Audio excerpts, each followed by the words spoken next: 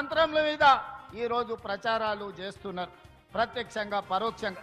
ఈనాడు టెండర్ల గురించి కొన్ని పత్రికలు రాస్తున్నాయి. సింగరేణిలో కొంత కుంభకోణం జరిగింది, బొగ్గంత మాయమైందని.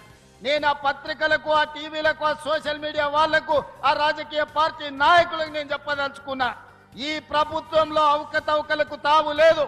అనవసరమైన ప్రచారాన్ని, తప్పుడు ప్రచారాన్ని కల్పించడం ద్వారా అపోహలు కల్పించి మళ్ళీ శుక్రాచార్యుడు, మారీచుడు, సుబాహుడు బలపడడానికి మీరు ప్రత్యక్షంగానో పరోక్షంగానో సహకారం చేస్తున్నారు.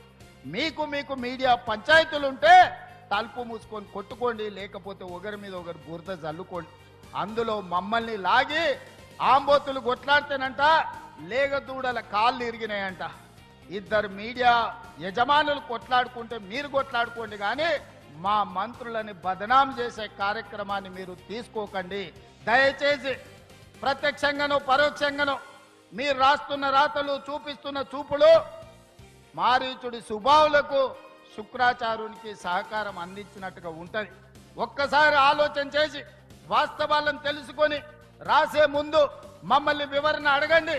తెలంగాణ రాష్ట్ర ముఖ్యమంత్రిగా రోజుకి 24 గంటలు, సంవత్సరానికి 365 రోజులు ప్రజా జీవితంలో ఉన్న, ప్రజలకు అందుబాటులో ఉన్న మీడియాకు కావలసిన వివరణ ఇవ్వడానికి తెలంగాణ రాష్ట్ర ముఖ్యమంత్రిగా నేను సిద్ధంగా ఉన్నా. ఏదైనా వార్త ఏ టీవీలో వచ్చినా, ఏ పేపర్లు వచ్చినా, ఏ సోషల్ మీడియాలో వచ్చినా నా ఎమ్మెల్యేల మీద, నా ఎమ్మెల్సీల మీద, ఎంపీల మీద, మంత్రుల మీద ఎవరి మీద ఆరోపణ వచ్చినా వాళ్ళ